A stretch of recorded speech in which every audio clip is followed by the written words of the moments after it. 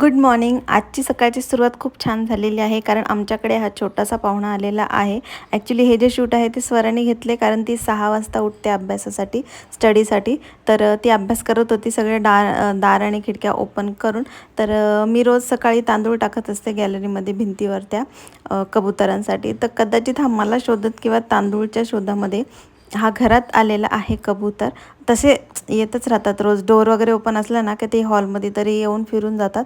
But आज असं आला आणि स्वरा पण उठलेली होती त्याच्यामुळे तिने कॅप्चर केलेलं आहे ते. बट नंतर तो स्वराच्या आवाजाने घाबरला वाटतं, मग ओढून गेला. थोडंसं माझं किचनमधलं सामान पण पाडलं कारण त्याला रस्ता नव्हता सापडत कुठे जाऊ आता, कारण घाबरला तो. सो अशी काहीशी आमची सकाळची सुरुवात झालेली आहे आणि त्याच आवाजाने मग मी पण उठले. मॉर्निंग. सकाळची सुरुवात झालेली आहे, म्हणजे सकाळ झालेली आहे, कामांची सुरुवात झालेली आहे. आणि आज मी करते डोसा. ॲक्च्युली अचानक भयानक डोसा करण्याचं ठरलेलं आहे. त्याचं कारणही तसंच आहे. काल रात्री करायची होती खिचडी. तर आमच्याकडे कोणीतरी आलं होतं, तर खिचडीचं जे तांदूळ आणि डाळ आहे ते स्वराने भिजत टाकलं, तर तिच्याकडून थोडंसं जास्त पडलं होतं. तर म्हणजे जास्त पडलं म्हटलं आता चला जाऊ दे, भिजवलं म्हणजे तिने. तर म्हटलं आता भिजवल्यानंतर काही करूच शकत नाही. डाळ आणि तांदूळ, मुगाची डाळ आणि तांदूळ तिने भिजवले होते. तर घेतली खिचडी पूर्णपणे टाकायला आणि कुकरमध्ये माझं इकडे काम चालू आहे.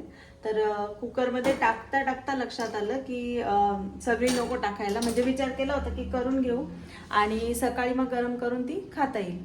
बट नंतर टाकता टाकता माझ्या लक्षात म्हटलं चल डाळ आणि तांदूळच आहेत तर साईडला ठेवू, आत्ता गरज आहे तेवढीच खिचडी कुकरमध्ये टाकू, म्हणजे तांदूळ आणि बाकीच्यामध्ये थोडेसे अजून वाढवले आणि त्याचे मग डोसे केले. त्यामध्येच मग थोडीशी मुगाची डाळ ॲड केली आणि उडदाची डाळ आणि अशा प्रकारे असे मग डोसे केले. तर हा पहिला केला होता तो खूपच फिक्का आणि थोडंसं असं काळपट दिसतोय तुम्हाला. बट याच्यामध्ये मग मी सगळं टाकलं पुन्हा, कांदा, टोमॅटो अँड मसाले वगैरे टाकले, थोडंसं तिखट. तर असा डोश्याचा भेद झालेला आहे आमचा अचानक भयानक. इकडे चहा ठेवलेला आहे मस्त.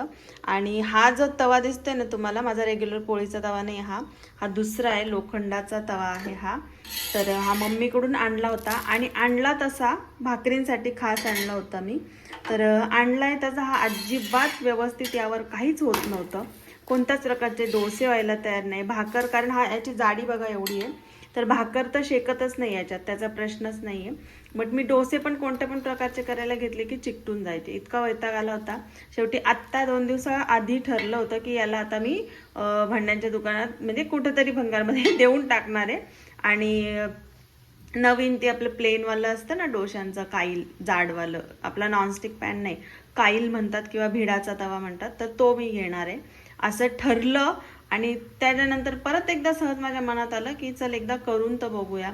तर छान याला सीझन केलं, पाणी टाकून तेल टाकून व्यवस्थित सीझन केलं आणि त्याच्यानंतर मग हे डोस्यांचं तुम्ही पाहू शकता की एकदम व्यवस्थित असे हे डोसे होत आहेत. आता ह्याला मी थोडंसं कडक केलेलं आहे आणि मस्त. आता माझं 4-5 वेळा झालं याच्यावर डोसे करून, तर एकदम मस्त परफेक्टली यावर डोसे शेकतायत, चिकटत नाही आहेत अजिबात, म्हणजे पहिल्या डोशापासूनच अजिबात चिकटत नाही आहेत, एकदमच व्यवस्थित असं याचं काम चालू झालेलं आहे.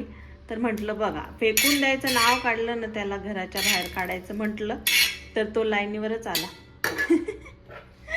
कदाचित चुकी माझीच होती, त्याची नाही काय, की मीच त्याला व्यवस्थित सीझन नसेल केलं. तर आता व्यवस्थित केलेलं आहे आणि छानपैकी असं डोसा त्याच्यातून येतो, चिकटत नाही अजिबात. म्हणजे मी भगरचे पण डोसे केले, आपले उडदाचे, डोशांच्या पिठाचे, रव्याचे डोसे, सगळं काही झालेलं आहे याच्यावर. आणि मला असं वाटतं आता तो आपण एक म्हणतो ना राबलाय आता चांगला, तर त्या प्रकारे हे शेवटचं पीठ तर ते टाकून घेते मी आणि तुम्हाला याला टर्न आउट करताना पण दाखवते की कसा होतो. एकदम सुटतात त्याच्या बाजू सगळ्या आणि तसाच तवा हवा असतो खरं तर. हे बघा, व्यवस्थितच हा डोसा पसरला होता तुमच्या समोर आणि उरलं पण मी टाकलं होतं. आणि हे बघा, ह्या कडा एकदम अशा सुटत आहेत, म्हणजे काहीच आपल्याला स्क्रॅच करायची पण आवश्यकता नाही, इतका हा भारी टर्न आउट होतोय. सो म्हणजे आता मी त्याला अजिबात नाही काढणार नाही आहे, फेकणार नाही आहे किंवा कुठेच विकणार नाही आहे भंगारात जाऊन, नाही तर होतं मोडीमध्ये असं देऊन टाकायचं. आणि असं चाललं होतं. तर हा तवा तर अभी नाही जाएगा घर से बाहर. थँक्यू. काही काही गोष्टींची कशी गंमत असते ना, म्हणजे हा तवा माझ्या माहेरचा आहे. जवळजवळ 6 महिने झाले मी हा खास आणलेला आहे तिकडून.